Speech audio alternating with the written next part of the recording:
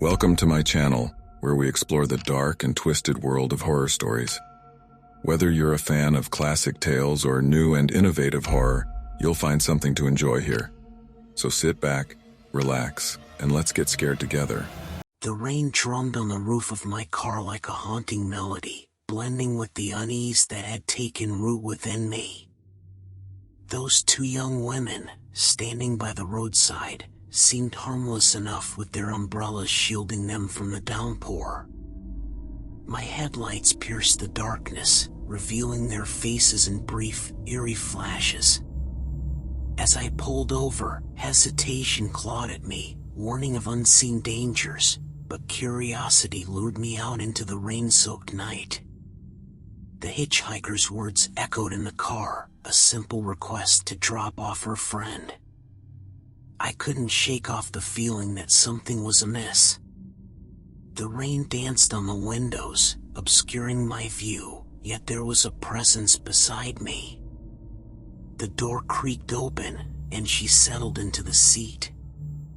A fleeting glance confirmed it was only her now, the other girl swallowed by the obscurity outside.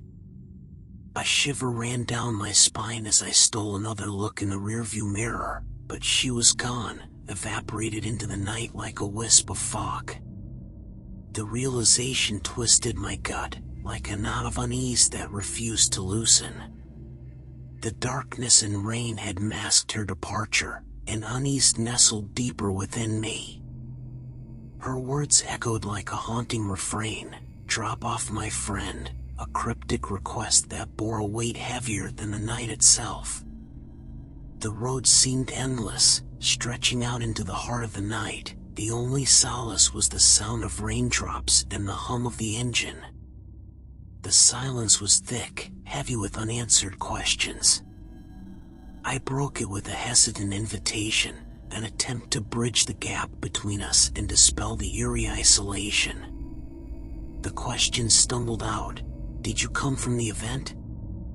Why the dance dress?" Her response, matter-of-fact and chilling, echoed in the car. An event every night, a ritual that defied reason. Goosebumps spread across my skin like a creeping chill, a foreboding sense that something lurked beneath the surface. Suddenly, her voice, cold and detached, filled the car as her hands lifted, fingers twisting in an otherworldly dance. Panic welled within me, a fear that threatened to engulf reason itself. I stammered, begging her to stop, to quell the unsettling sensation clawing at my chest. In an attempt to ground the situation, I probed, "Are you a dancer? Is that your profession?" Her confirmation sent a jolt of realization through me, as if an unsettling truth was finally coming to light. My mind raced, crafting an explanation that would make sense, convincing myself she was simply deranged. And so I drove on, grappling with the inexplicable. The gas station beckoned like a beacon in the night, a temporary refuge from the unnerving company I found myself in.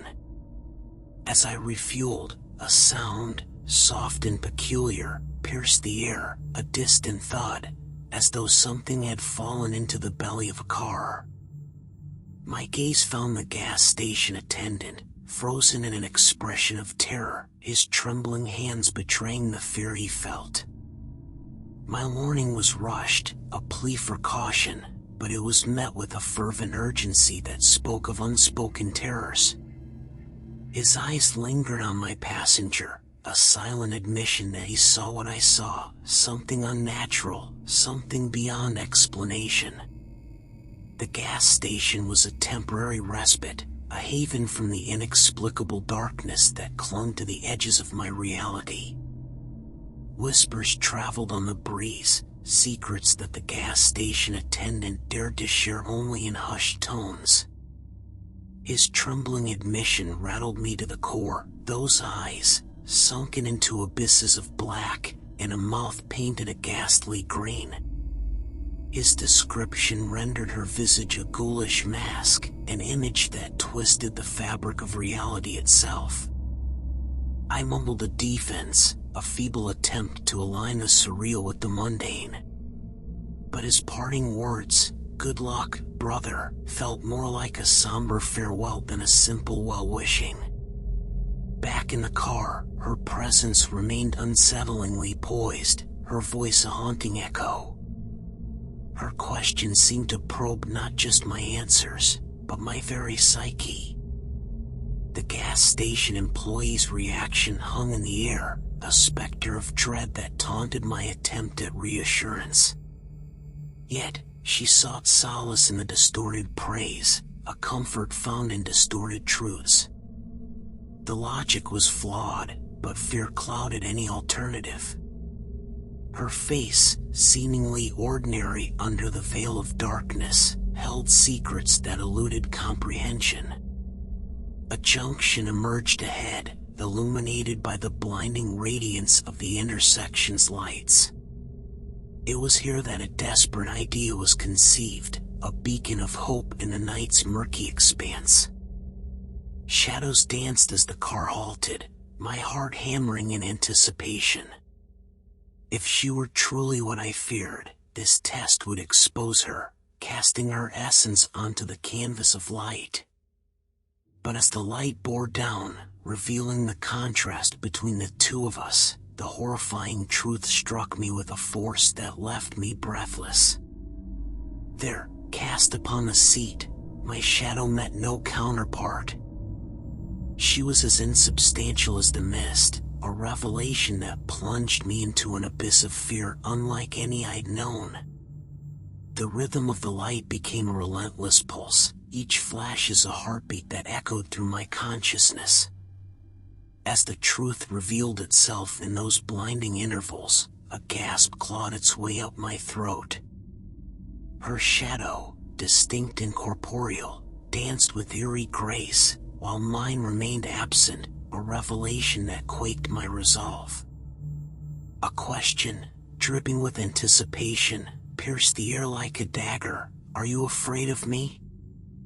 I denied my fear, not out of courage but out of a desperate lack of understanding, the uncertainty of the night's mysteries clinging to my every thought. Her whispers, a macabre lullaby, offered false solace, a frail bridge across the chasm of my fear. The intersections blurred into one another, a surreal tapestry woven from her cryptic questions. Amid the turmoil, her voice pierced through once more, imploring me to recreate the proof, to witness the disconcerting truth once more. My feeble reply masked the turmoil within, a wall of resolve against the impending chaos. Time slipped away like grains of sand, each mile a descent into the abyss of uncertainty. Her inquiry about her nails drew me in, a morbid fascination with the inexplicable. As I turned to face her, a revelation unfolded, stark and haunting. Those nails, adorned with intricate beauty, were not just props of a show, but a part of her essence. My response, a faint admiration, concealed a horror that gnawed at my core. Her insistence on growing long nails as a job, a narrative that ensnared me in her web of intrigue, my acquiescence a surrender to the surreal reality I could not escape. The road seemed endless, a path both literal and metaphysical, leading to an elusive destination.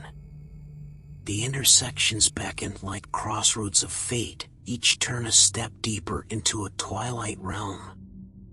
Her declaration of our imminent arrival carried a sense of finality, a crescendo of dread and anticipation. As the car found its place beneath the ancient Bodhi tree, the puzzle pieces fell into place, and I dared to ask the questions that had haunted me.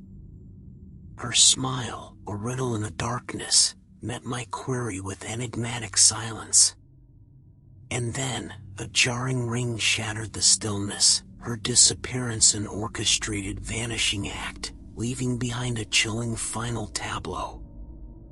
The Bodhi tree stood as a sentinel to the night's secrets, and her voice lingered in the air, a ghostly whisper of gratitude that sent a shiver down my spine, a chilling coda to an encounter beyond reason. Thank you, awesome audience, for tuning in. Your support and enthusiasm mean the world to us. Remember to like, subscribe, and hit that notification bell to stay updated on our latest content. Until next time, keep spreading positivity and embracing creativity. Stay amazing, and we'll see you soon.